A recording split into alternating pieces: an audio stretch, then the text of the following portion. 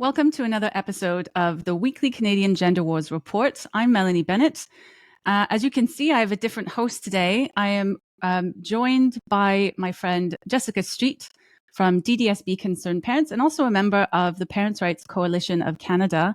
My usual co-host, Shannon Boucher, is on holiday. He's traveling across the country, meeting lots of fun people, doing lots of fun stuff. And you might have noticed we've been on hiatus for a couple of weeks. We have not stopped. It's summer and people have summer holidays too, but we're back for another one this week.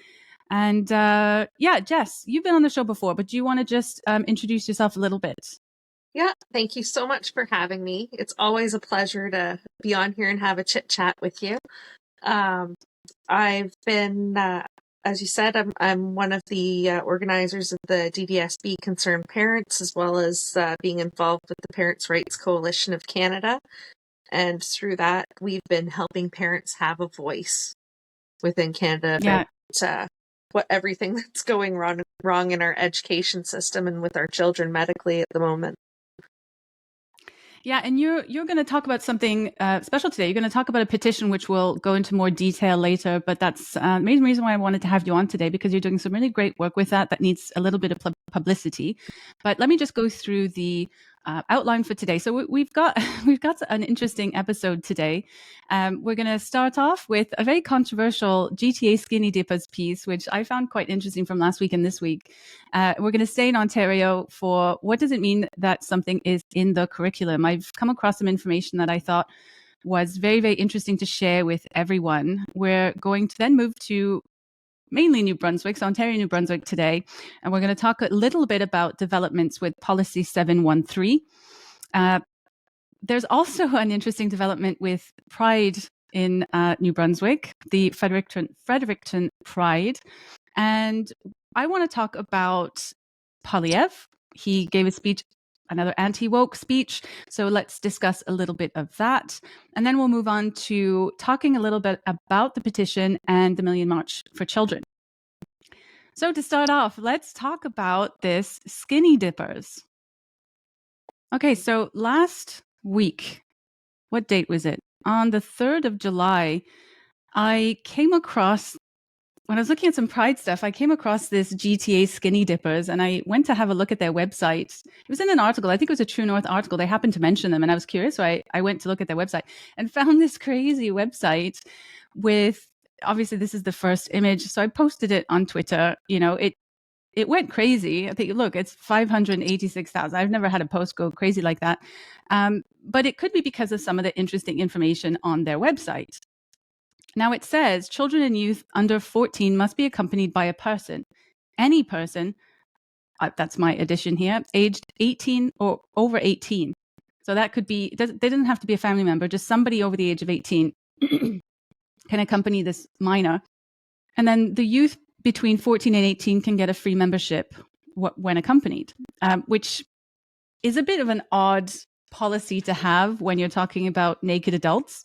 But okay, let's look a little bit more at the website. Obviously, they were at Pride. That's why they were in the article by True North. And here they are at Pride this year, which raised a little bit of controversy on its own. So they have events all over the GTA. They have some naked bowling. I mean, look, nudism, whatever. It's not that big of a deal. The thing I found concerning was the element of the young people, free memberships for young people could be accompanied by just about anybody over the age of 18. Yeah, another really strange thing is obviously they have this picture of members only swim, and on there's this picture of a pizza, but there's no mention of actually having pizza parties as far as I can tell. And, you know, that falls into this idea, the conspiracy theory about pizza and all that, you know, whatever. But it's just curious that that's there. Anyway, so this went really viral. Lots of people picked it up. It was, I think even Libs of TikTok at one point picked up this story. Now, it wasn't just me that posted it. A lot of people posted it. I don't want to just talk about this on its own. What I thought was kind of interesting is what happened afterwards. Now, a friend of mine sent me a text in the morning a couple days ago showing me that blog.to did a story on the GTA skinny dippers. I won't go read the full article. What I'll just go through is something that the things that I posted here. What they're basically saying is that some screenshots had gone viral on the internet from what appeared to be an older site. And this site indicated apparently information that was outdated and misinformation, and that this group had been attacked. It had been, it received some abuse, which isn't fair. I thought of possibly calling the police about this thing, but, sending them abuse and threats is not good. So if that happened, that's not actually very helpful. But the website had changed, and I thought, that's not interesting. Old website. I went to take the screenshots myself on June 3rd, and this post is from July 3rd, and this post is from July 11th, which today is a few days ago. So their website now looks completely different. It is, the style is different, the information is different. All the photos have now gone, so they no longer contain the photos that we just looked at. The code of conduct is the same, but it's just been completely stripped down. And this blog.to is saying, well, look, this is just a really old website. It's misinformation. And what I thought was really interesting, you actually helped me with this, Jess, is we went and had a look at, well, when did this website change? Because I took these screenshots. So let's go look at the website as it is currently. It's definitely been scrubbed. So this is the website. We're looking at the website, gtaskinnydippers.ca. This is the new website. The previous things that I showed you were screenshots. And as you can see, it is completely stripped down to the bare bones. Okay, but when was this changed? So if we go to sitemap here and click on it, this writing is quite small. Let's see if I can... all right, okay. So as we can see, this is the sitemap of the GTA Skinny Dippers. And if you see... last mod, so that's the last time the page was modified, is July 9th. So it was modified July 9th. The article with blog.to came out on July 11th, 2 days later, claiming that all these screenshots... So the article is interesting because they're technically correct. The website was an old website, but the way that it was framed is that this is just misinformation. They got it from an old website, almost implying that it was an old archived website that doesn't exist anymore, which technically true on that date. And this new website had all the new information. I don't think I'll go over it, but they have changed the rules a little bit, made them slightly better. But anyway, so you helped me find this. So this is the interesting thing. So they did completely revamp their website and then claim to the media that they were being harassed with misinformation by all these trolls online. But to me, what do you think about that, Jess? That was an out lie by the GTA Skinny Dippers, because the people who were putting those posts up, including yourself, were getting the information from their current website at the time when they got those posts. Right? Yes, they may have changed it. Yes, they may have whatever, but it's an out-and-out lie.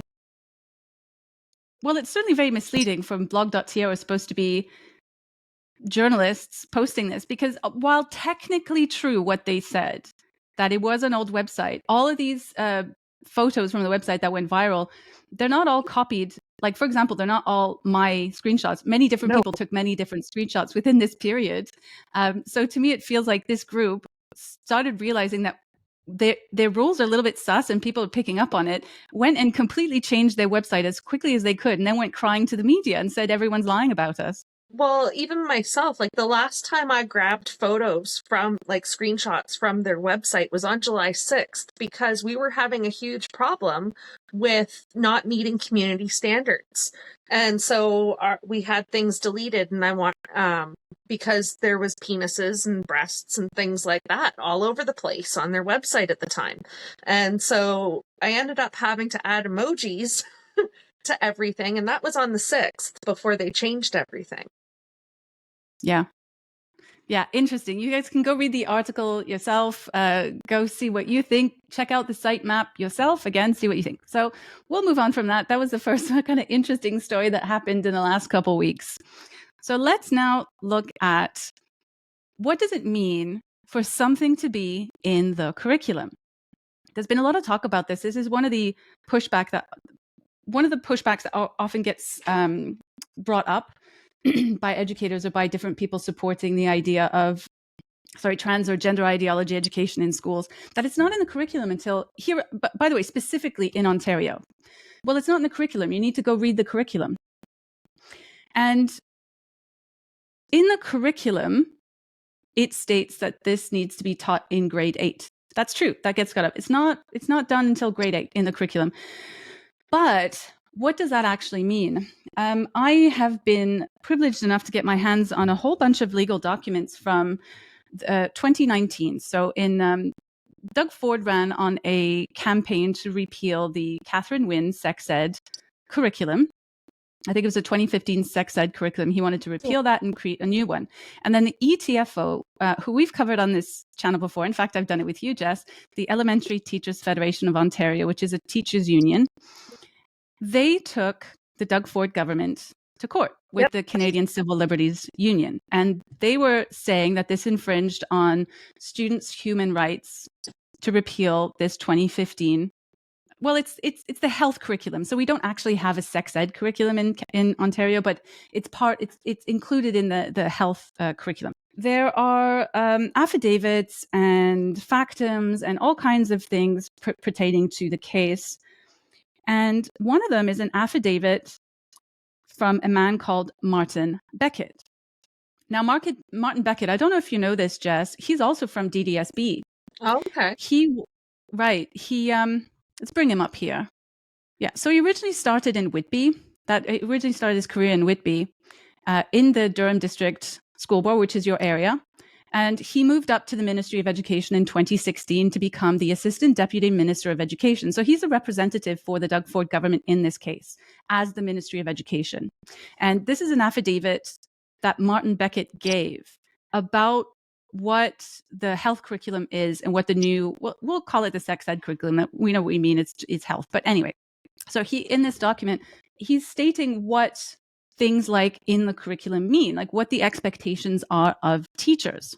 So it says on number 24, learning expectations describe the knowledge and skills that students are expected to learn by the end of a grade or course in a subject matter. Okay. In other words, they describe what the students learn. Learning expectations are mandatory, and courses of study and classroom programs in each grade must be developed from these learning expectations. We're starting off explaining that this is the expectation that the kids need to learn by a certain grade. More deeply, what does that mean? Now, point 46 in this document says, as with other subjects, teachers are free to answer questions or discuss matters in the HPE curriculum, so the health and physical education curriculum, that relates to topics taught in higher grades. When grade 5 students learn to describe the process of menstruation and spermatogenesis, they may well discuss major parts of the reproductive system and their function, which is part of the grade 6 expectation. Nothing in the curriculum prohibits this. Let me explain what that means. What that's telling you, if we ignore the specifics of menstruation and all the specific topics, what that's telling us is that you can teach any part of this curriculum in any grade, but you cannot test them until the grade that they're specified in that curriculum. That's how we've ended up with classrooms being taught the way they are today, is teachers are doing those things. Right. Well, it goes on to say that the HPE learning expectations are designed so that teachers have substantial discretion in deciding how and when to teach these topics. So teachers, they have all the independence in the world based on their professional judgment to teach whatever they feel it is appropriate. And then further on, it says in number 30, Ontario does not require teachers to use any particular teaching resources or strategies. Instead, teachers are left to exercise their professional judgment to choose the resources they believe will help their students achieve learning expectations. So overall, we'll go into a few more things after this, but overall, what this is telling us is that what kids learn is in the curriculum, right? So that it tells you by what grade 8 they must be tested on that, which we'll go into more detail. Teachers have an enormous amount of lenience on their own professional judgments to choose which materials to use. And as we've seen, if people remember me talking about the Trans Affirming Toolkit, which is a resource supported by a lot of the unions, they can use whatever resource they think is appropriate. So this was directly from Martin Beckett, who's the representative of the government, saying that that's what the curriculum is. Now, there are other documents. That's something that a lot of people miss, is that it's the expectation for the curriculum is that they're tested at that point, not taught at that point. And it is a big misunderstanding, because I don't think it's been fully explained to parents properly. No, it hasn't. So I'm going to read a little bit more of this, but then I won't labor it too long after that, because I'm still getting my head around these documents to give a better representation. But again, this is a factum from the same case. Oh, let's go have a look at what they say in here. Okay, here we're getting a little bit more specific. So this factum is for the person responding in this, so the person giving the answers is Martin Beckett. So this is from him, okay? So he says, the curriculum describes, in broad terms, the desired outcomes of the teaching and learning process. So this is the desired learning outcomes. That's what the curriculum describes. Ontario curriculum guidelines contain lists of expectations for each grade or course in each subject. These expectations describe the knowledge and skills that students are expected to learn by the end of the grade or course. So now we're getting to the brass tacks. He's telling you directly, in the curriculum means you are tested at that grade for that expectation, okay? And then again, he says, curriculum expectations are mandatory in that classroom programs must be designed so that the expectations for each grade are taught in those grades. So if the expectation is gender in grade 8, they'll teach it in grade 8. And the students are assessed and evaluated on that expectation in their own grade rather than some other grade. So they would be tested in grade 8, not in grade 6. For example, teachers may not design a classroom program for grade 5 students where the students are expected to learn and be evaluated and assessed on grade 6 expectations. So what I just said, you cannot test on an older grade or a higher grade, but you can teach it. You can teach the higher grade expectation at the lower grade. Although teachers may refer to grade 6 or higher expectations and content in teaching grade 5 program, they must nonetheless teach and assess students on the grade 5 expectations. We're repeating the same thing. Yep. In the curriculum just means the grade at which you're tested by it. So when you hear people pushing back and saying it's not in the curriculum, it's not the curriculum, do they understand what in the curriculum means? I know I didn't for a long time, myself personally.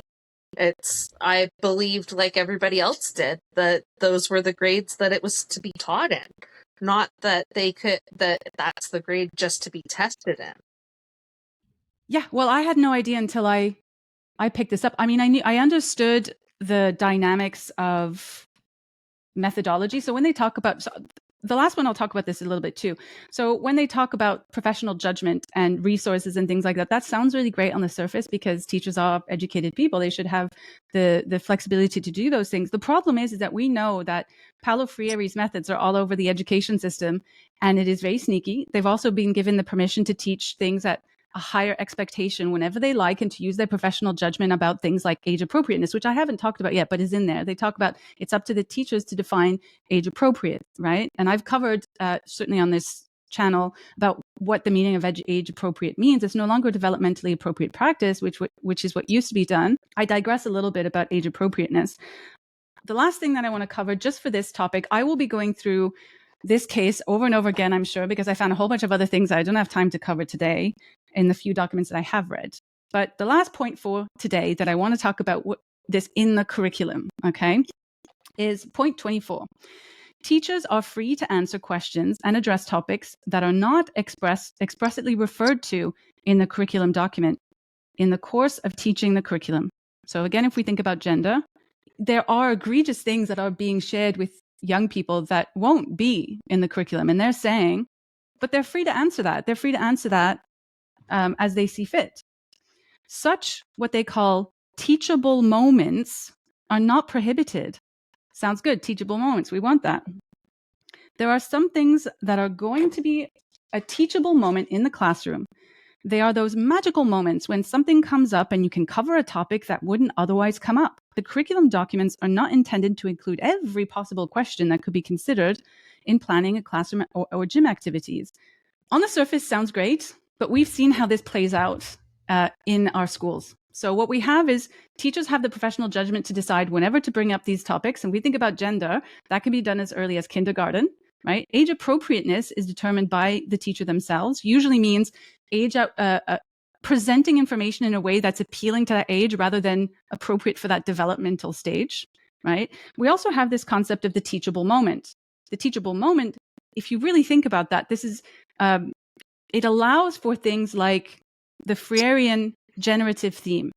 So if you think about classrooms that are or schools that have all these flags everywhere, and there's just all this signaling of trans and queer ideology all over the place. Well, this teachable moment is a kid coming to and saying, "What is that? Oh, what does that flag mean?" Or what? So that generates the capacity for the teacher to have this magical teachable moment to then go talk about, what pansexuality means to a 5-year-old, a 6-year-old, a 7-year-old, whatever. It doesn't matter. It's age appropriate because they're colorful.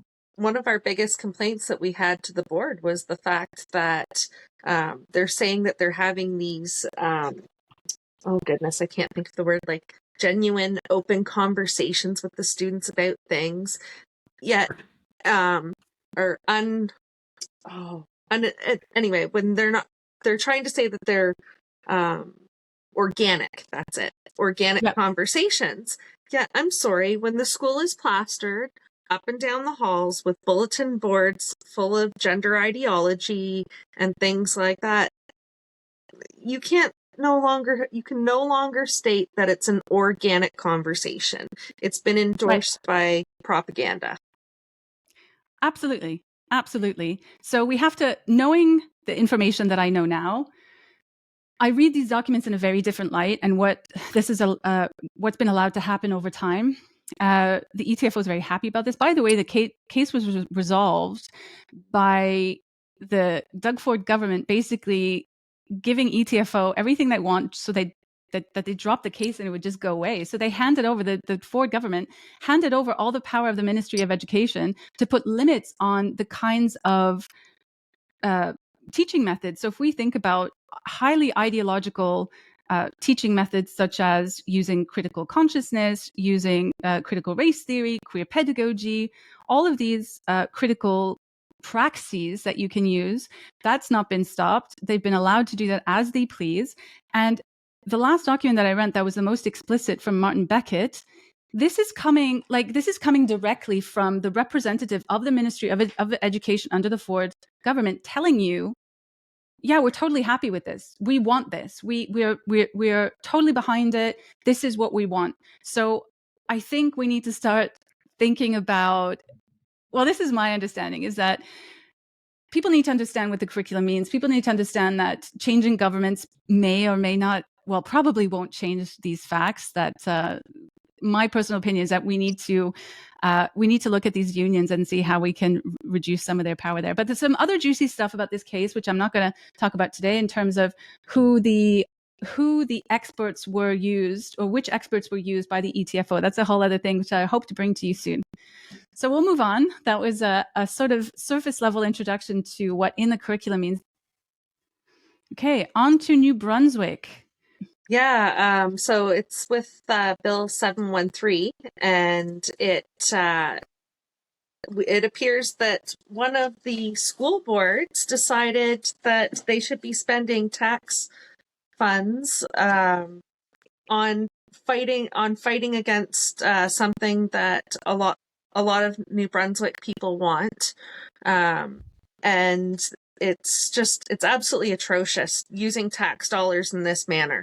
So am I correct to think, so what the province says, school district has spent $400,000 on lawsuit over gender identity policies? It's actually one of the school boards.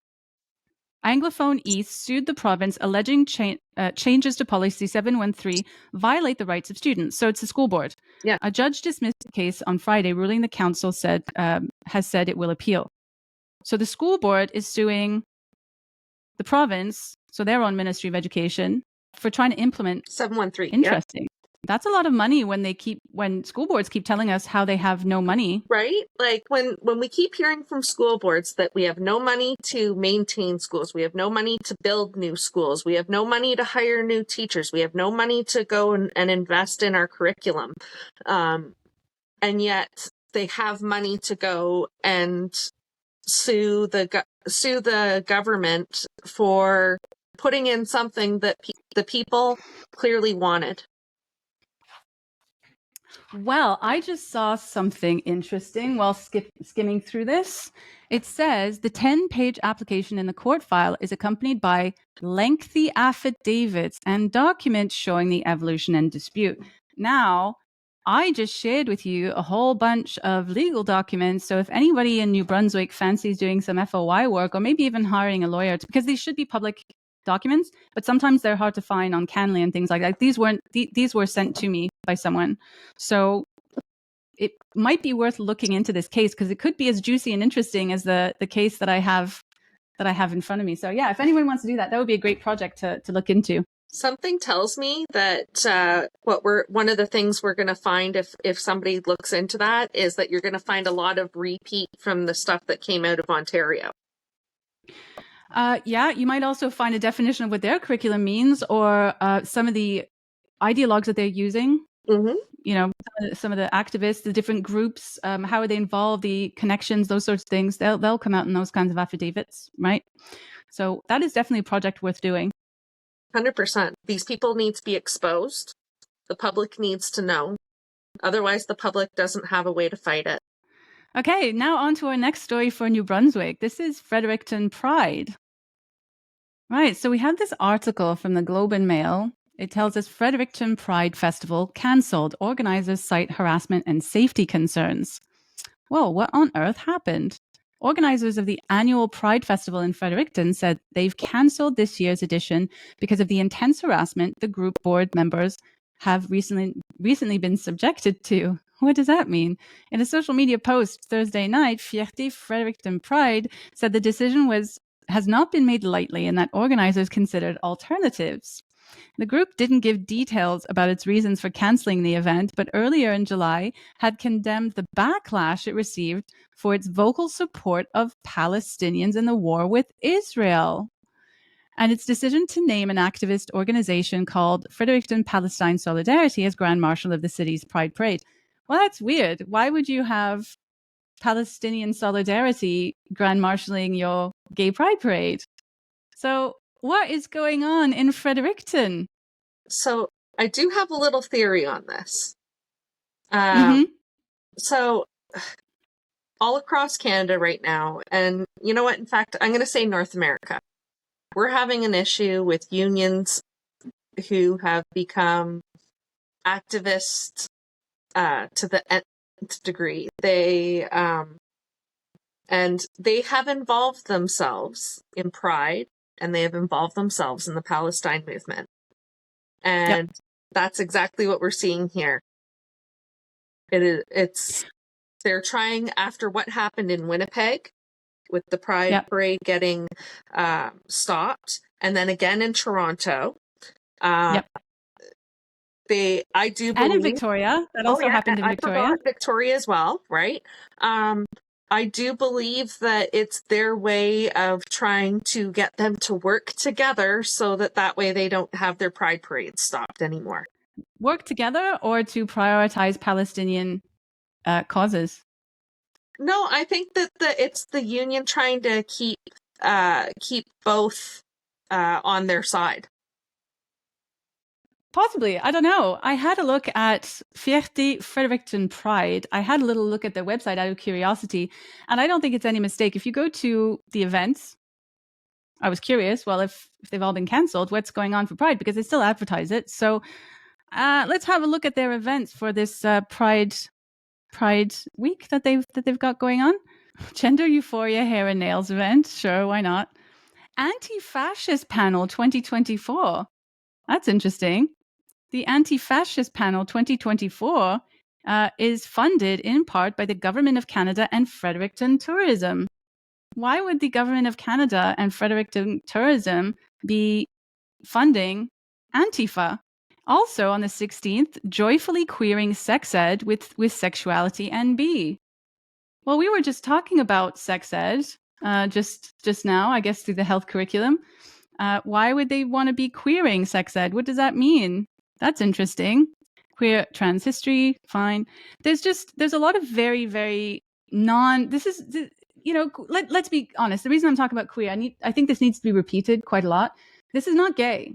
This has nothing to do with being gay. I mean, the queer ideology has been adopted by a lot of gay people because ultimately what queer means is a rejection of what they call normativity. So a rejection of anything that has boundaries, that has principles, that is traditional, that is what you would just consider being an average person. Common sense is to be queered. So it's a political stance, a sort of, I guess, anarchistic. So it loves the chaos of having no boundaries or principles or, limiting forces on it. So queer is nothing to do with being gay. It just so happens that a lot of gay people see themselves as pushing the boundaries of what is considered normal and therefore queer. But you don't have to be gay to be queer. No. If I suddenly decided tomorrow that I wanted to identify as queer, I don't even have to do anything. I could just start rejecting normativity and injecting that everywhere. So when you're queering sex ed, you're talking about starting to include anything that is not normative, right? We're talking about starting to do it at the earliest ages possible, as the queer pedagogy tells us. So we're talking about things like kink, right? So we're going to destigmatize kink. We're going to start talking about gender transition or identifying out of the gender binary, being creative with this idea of gender. All of these things that are not proven, that we're starting to see are actually having quite a harmful impact on young people. So queer is nothing to do with being gay. But the unfortunate side of this queer movement is that there are a lot from the LGBT community that no longer feel included in their own community anymore because of this new queering of because a lot of them have become the norm, right? They're in relationships, they're they have families and children and this and that. They're choosing to get married, some of them. Well, they're normative. Right? And which, I mean, that's what I marched for back in the 90s. It was just... Well, that's normativity, isn't it? So if you can be heteronormative or homonormative, can't you?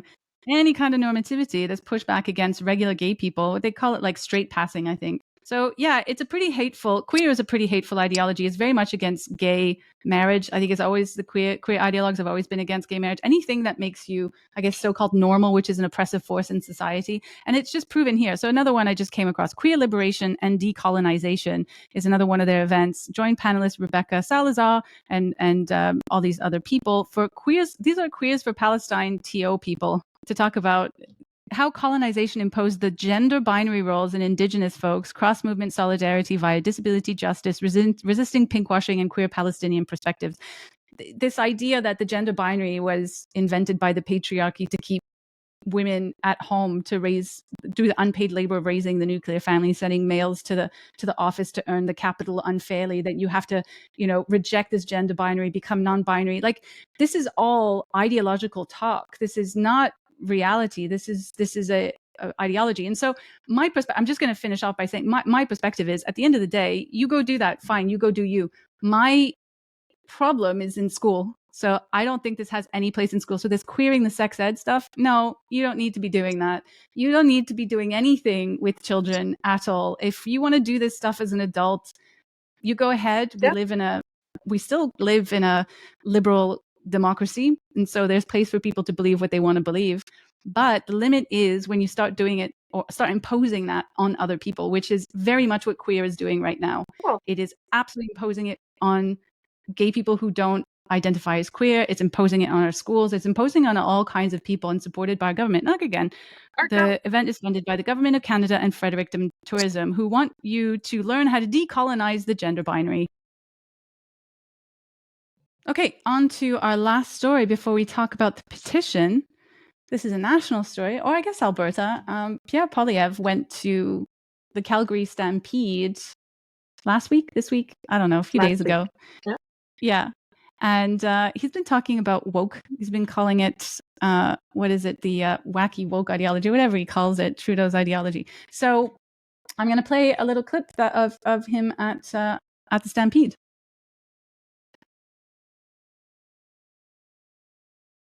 Trudeau and the NDP took office and instituted a weird woke ideology that not only seeks to take our money, punish our work, tax our food, and undermine our entrepreneurs, but also destroys our education, dishonors our history, and divides our people.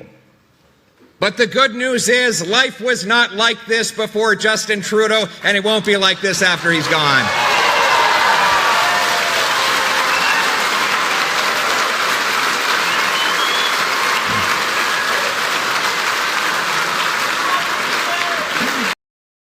Okay, I mean, that's basically the clip, and it's good. I mean, that's pretty good that he's been talking about woke recently. He says that life won't be like this. Life wasn't like this before Trudeau and won't be like this when he's gone. And I want to talk about that because I listened to the whole speech and I've been following what he is and mostly is not saying about gender. And I want to talk about that. So he seems to be getting a lot of applause and attention for putting down this wokeness. Well, what is woke? Now, I personally look at woke as this critical consciousness that has overtaken policy, has overtaken our institutions. It's a liberal mix of radical Marxism mixed with progressive liberal ideology kind of mushing together in this illiberal, censorious, highly elitist and managerial class overtaking society, which is upsetting the working classes, right? Mm-hmm. So that's kind of how I see woke. And he's saying that life wasn't like that before Trudeau, and there was no woke ideology before Trudeau, and there won't be after. But I'm going to push back on that. From my research, certainly in the education system, because in this speech, he does talk about taking back the education system and getting woke out of it, right? In my reading, it's pretty obvious to me that this has been going on for decades. I'm going to put a link out for a thesis, a master's thesis by a man called Stephen Reich, who basically wrote a very interesting and detailed analysis of critical theory in the education system here in Ontario. I mean, that can be extrapolated throughout the country in different ways, but he's saying his thesis is critical race theory or is critical theory in education in Ontario? And the resounding answer is yes. And he shows that quite substantially throughout all the different governments using keyword searches. So this has been going on for many, many, many decades. And right now he has been talking about things like Bill C-63 and how terrible they are. He's talked about repealing other bills. I can't remember which one they are. I think it's Bill C-69 and C-48, whatever they are. He's talked about repealing bills before. Now, what I have not heard from Poilievre, aside from some support for Danielle Smith's efforts in Alberta, he's been quite quiet about gender.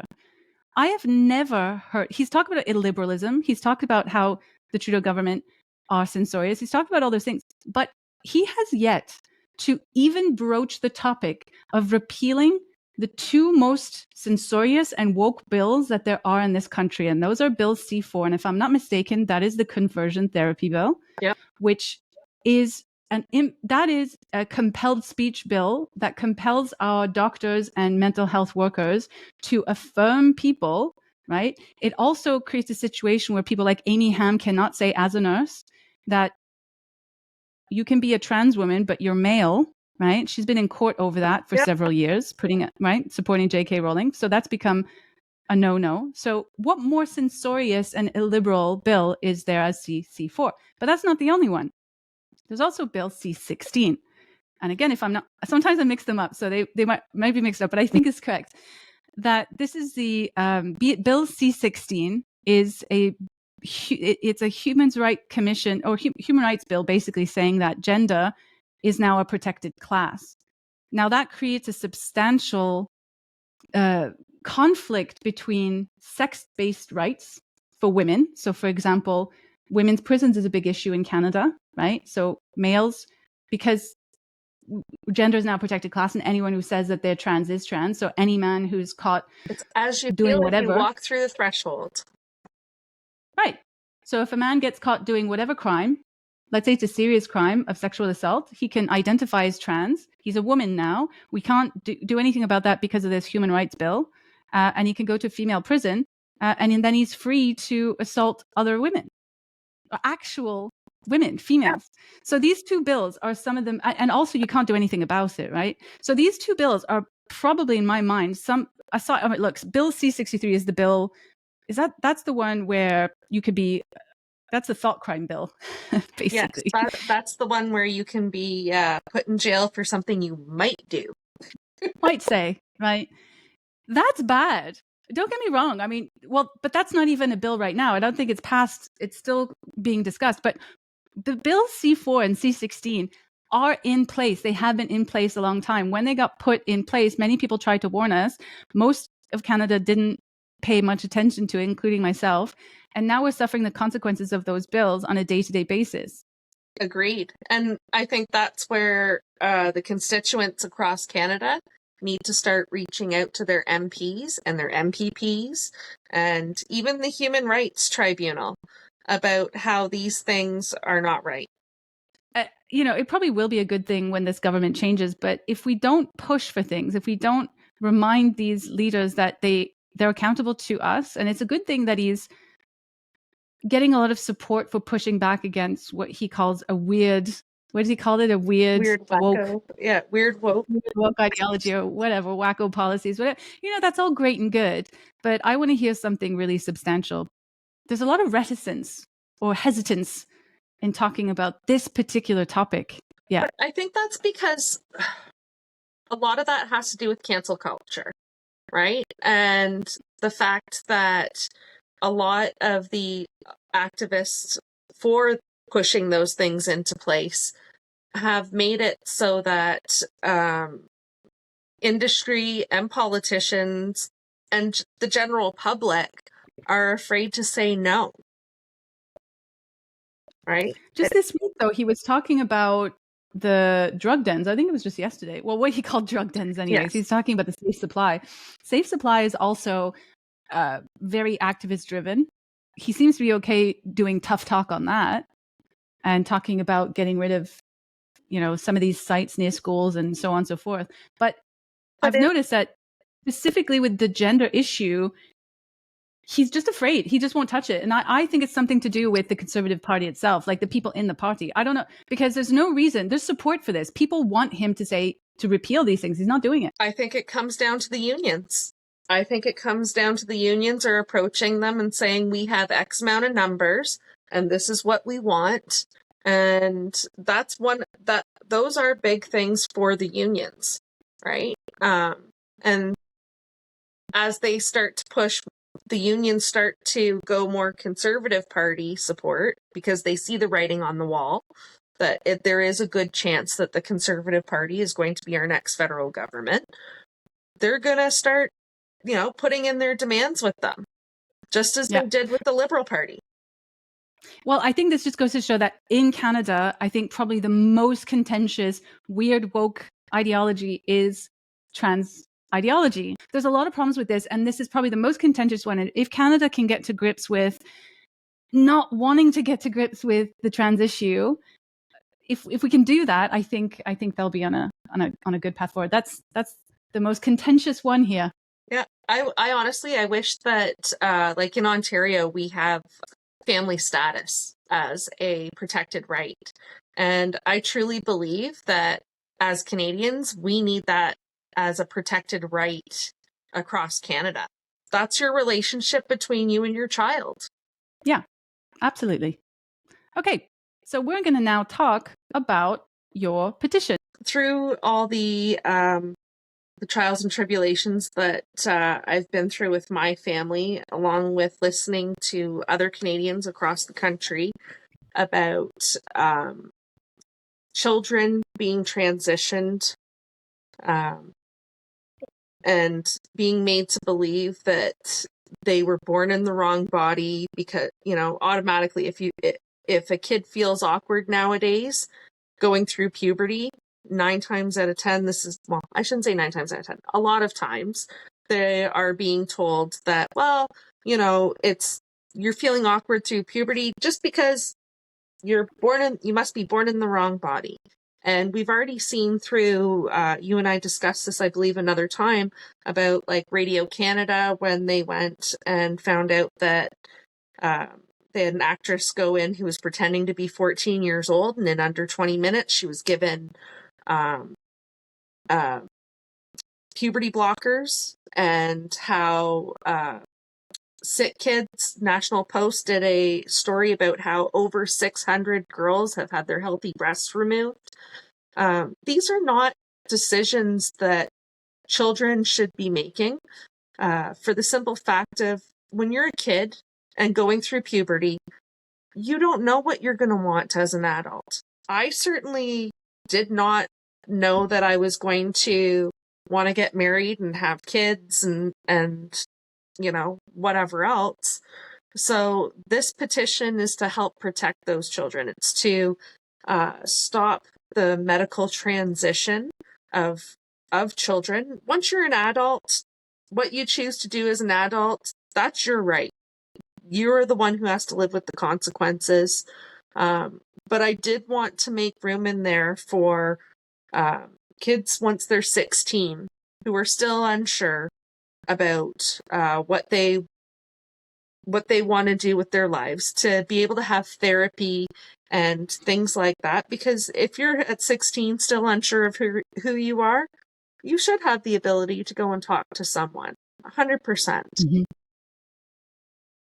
So you specifically mentioned in this petition that the government of Canada should disengage and essentially reject the recommendations of the World Professional Association of Transgender Health, WPATH, and to adopt the findings of the CAS review. So that's one specific point here in this petition. So that's what people would be signing on to. If you haven't read the CAS report, I think, and you're interested in trans issues, it really does show the medical evidence or lack thereof for transitioning minors and what a better path forward might look like.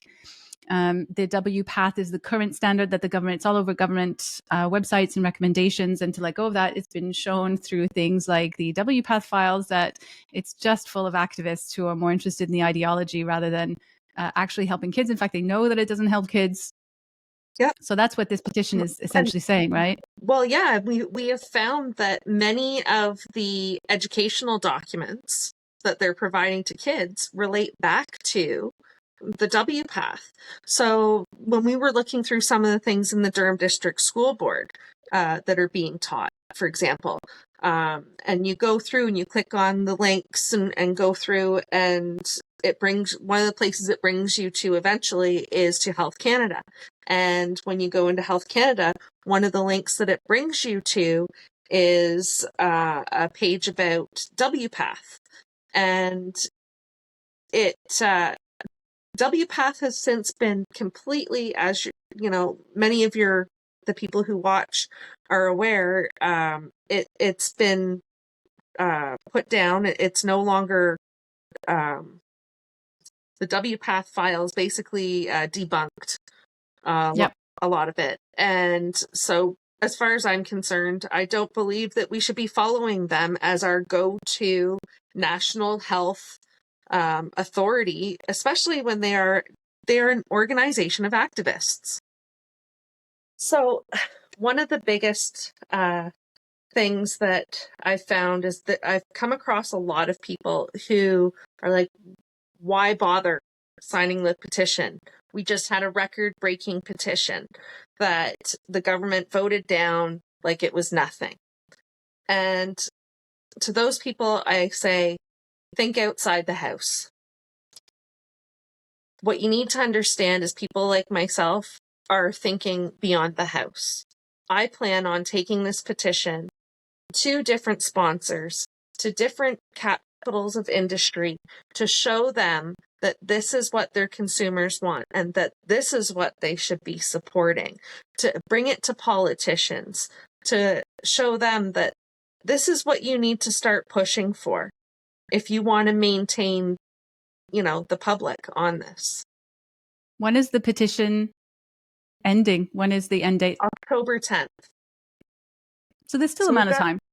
Well, I was hoping to have it so that when we do another Million March for Children, it will give the opportunity for people to sign on to it. And for all those who weren't aware of it at the time. Well, that's a brilliant segue. So let's talk a little bit about the Million March for Children. Last year, for people who may or may not be aware, myself and Shannon Boucher and Jess and a whole bunch of people who, got together with a whole bunch of people across the country, it wasn't just us, to do what we called the Million March for Children, which was all over the country on September 20th. Parents, concerned citizens, whoever got together in their local areas on the same day to say parents want to be included in their child's education. We don't like what's going on. And that was quite successful. I mean, I don't know what the numbers are, but certainly wouldn't be out of the realms of possibility that it was about 10, 20, or the tens of thousands across the country. It did get international attention, although it got some less attention or negative attention here in Canada. Some of the school boards, unions, all denounced us for being terrible transphobic bigots and so on and so forth. But that was a pretty momentous occasion. And so many people have been asking about Million March for Children. Is that happening again this year? There's some talk of doing it again. I haven't been involved so much, but I'm curious, what do you know about the Million March for Children? I know the date has been set. I think it's been pretty agreed to everyone. So it's still September 20th, which this year that's Friday, which is more... It's a Friday, yeah. Right, which is, a lot of people said was a lot better, but I don't know any details. Do you know any details about it, Jess? So I know for our area, Durham region, we haven't fully ironed out all our details yet. We're just telling people to start booking the day off work. Because last year we ended up with well over 1,100 parents out in front of the Durham District School Board talking about that they needed parental inclusion. And it wasn't anti-anyone. It was just that parents need to have the ability to be involved in their children's lives. And it needs to be respected. So can we, maybe we should talk a little bit about why parents are now protesting, demanding inclusion. Yeah, we've been quite active in it. We've actually been helping quite a few parents navigate the system, because it's not the easiest system if you're not fully vested in it to get through.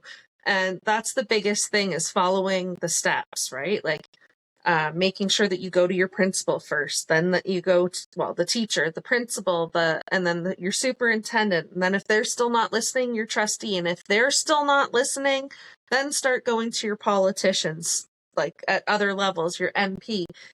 And they can help get you in contact with like the Ministry of Education, who actually has an investigations department. If you push hard enough, you'll get there. But you have to follow the steps. Always escalate.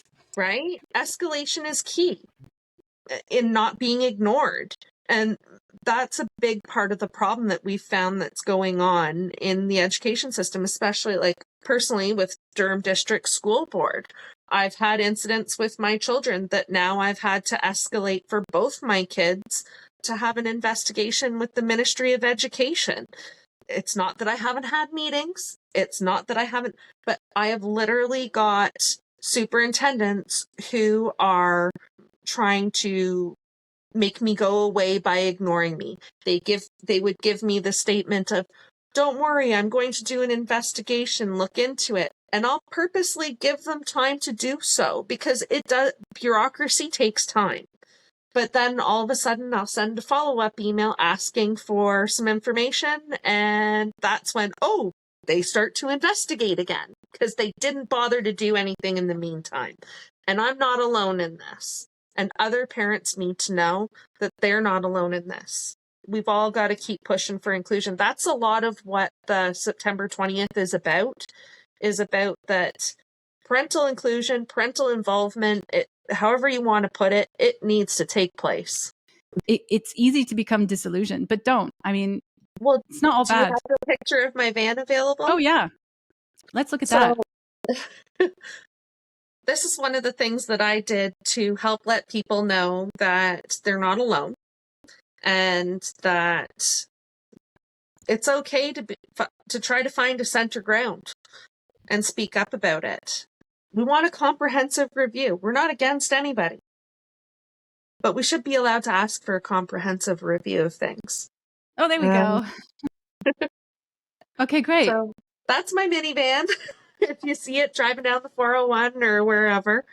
But I have things on there that, I am part of the community, and I don't hate the community at all whatsoever, which is partly why I have the coloring the way that I do on my van. Wait, what does it say? It says, stop parent phobia. Parents want the following: transparency and accountability for our children. Schools to stop teaching children to keep secrets. Oh my God, yes, that is a must. Schools to prioritize open dialogue in academics. Yes. A comprehensive review of competing human rights, which is the sex and gender, right? That's what you're talking about? A comprehensive review of outside influence in our school. So the third parties coming into the school. Yeah. There's all very reasonable. Right? Like it's nothing crazy. It's not hateful towards anyone.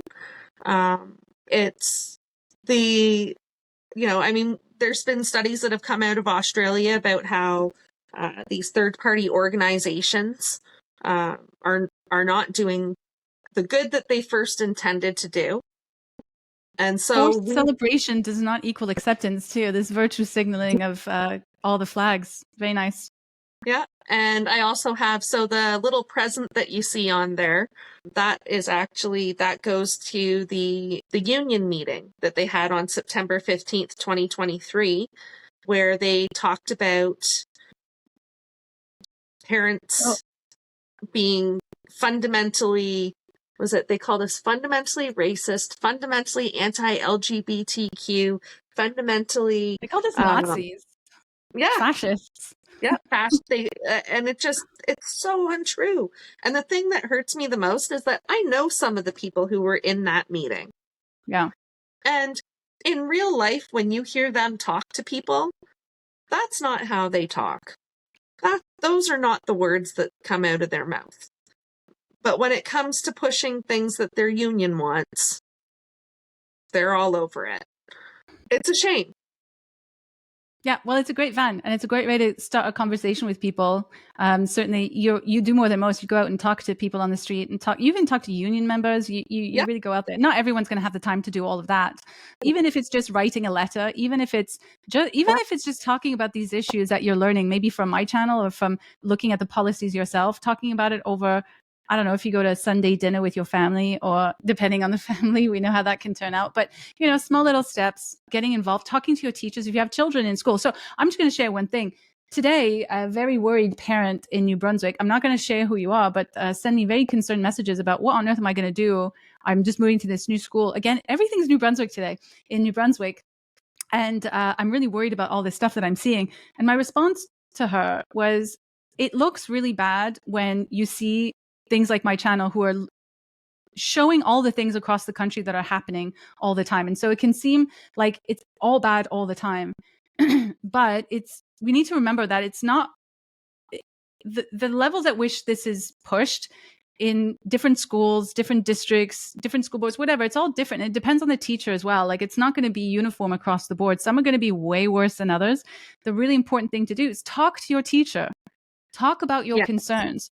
If you feel you're not being listened to, take that up. Learn about the policies. Read the policies of your school. Read your school board or school district's policies. Get to know them in and out.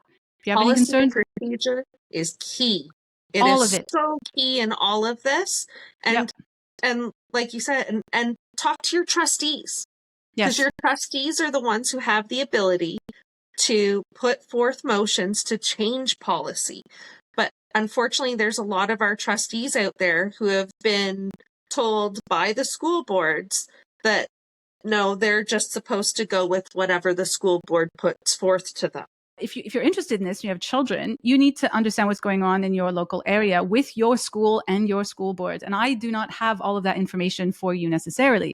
And so you need to become your own expert. And that's the policies, the guidelines, the documents, code of conducts, all these things. Talk to the schools, talk to the school trustees, all of those things are going to make a massive difference. And then you might find that, a different level of engagement, but that's fine. And you take it from there, because it's not all going to be bad. And certainly, no.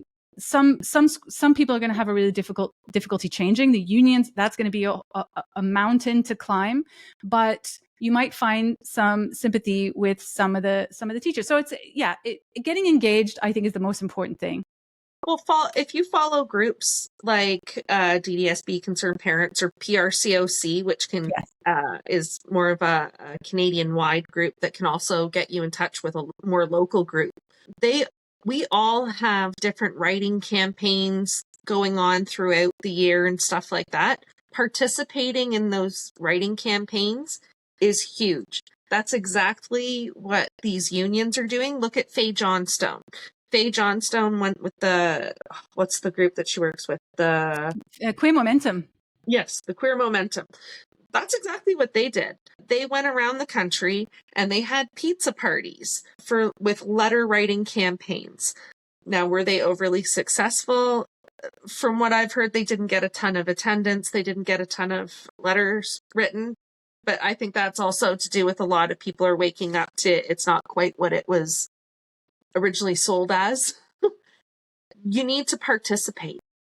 We got it as Canadians. We have to get off the couch. We have to stop just complaining while it's good to talk to family and friends and things like that about the issues that are going on, it is so important that we participate. That is exactly what our democracy is built on, participation. And if you don't participate, then you're not being democratic. Well, I'm motivated. I feel like I'm going to do some participation of some level or other. Thank you so much. If you did a Million March last year on September 20th, maybe think about doing one again this year on September 20th. Remember, we are all acting locally. We're all doing our own work.